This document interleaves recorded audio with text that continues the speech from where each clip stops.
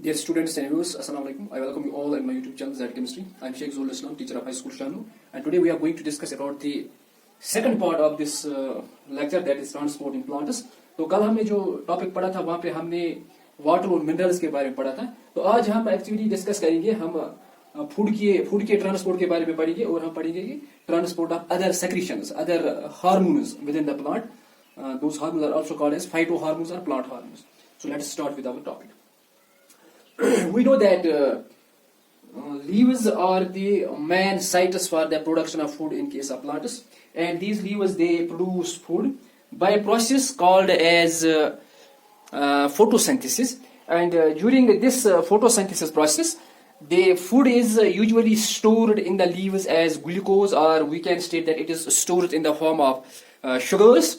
And besides this, there is the production of certain important secretions or certain important chemicals within the plant. Those chemicals are called as the hormones, or we usually call them as phytohormones. These chemicals can be, these are axines, gibberellins, cytokinins, and besides this, there is another hormone that is called as abscisic acid. While the former three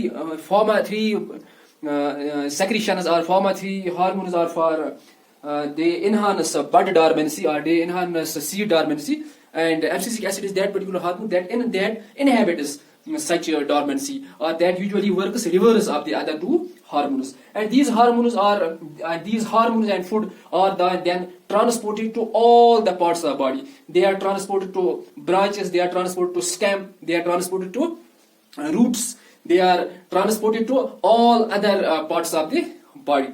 And for this purpose, there is the presence of a tissue, or there is a presence of an organ that is called as the phloem. And phloem transport all these all this food and other hormones to all the parts of the body by a process. That process is called as the translocation. Hence, we can define translocation as the process in which plants can transport food and hormones to all the parts of its body with the help of phloem. Phloem is basically composed of a certain important type of cells. Those cells are called as sieve tubes. These sieve tubes are basically connected end to end. They are connected end to end. For example, if this is the one sieve tube, another is connected very near to it, another is connected very near to it. This can be the rough structure of these sieve tubes. And these sieve tubes have basically the small tubes, they have the small openings in it. And these small openings are basically, they are without a nucleus, they are devoid of nucleus, but there is the presence of cytoplasm in them. And these sieve tubes are connected, or they are adjoined by another type of cells. Those are called as companion cells. These companion cells have their nucleus and they have other cell organelles within them.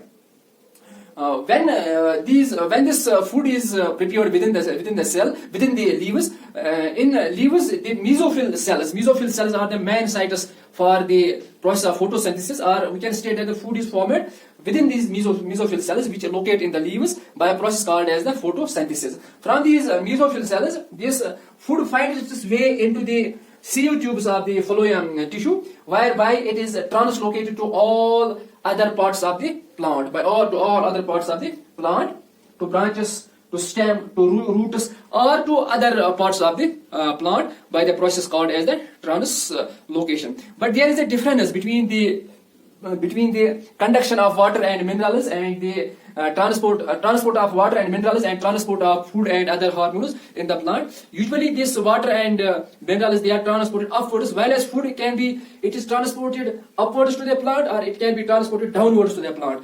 क्योंकि हमें पता है कि जो plant है जहाँ पे ये फूड जो लीव्स है, लीव्स जो है, लीव्स के अगर हम किसी लीव की तरफ देखेंगे वहां पे फूड प्रिपेयर हुआ है, तो इसके ऊपर और भी ब्रांचेस हो सकती हैं, या इसके नीचे स्टेम है, या उसके नीचे रूट्स है. इस वजह से हम ये कहेंगे कि जो फूड है ये it can be translocated towards upwards and it can be translocated towards downwards. और this transportation of food and these hormones are towards the upper side of the plant and also towards the lower side of the plant. And for this translocation, there is the need of energy, and usually the energy is derived from ATP, or energy is derived by the process of respiration which occurs within this plant, and usually the energy that is used for the set purpose is ATP, that is adenosine triphosphate, and this is and this translocation of food, it occurs, or it gets feasible by the process of osmosis, in which in first cell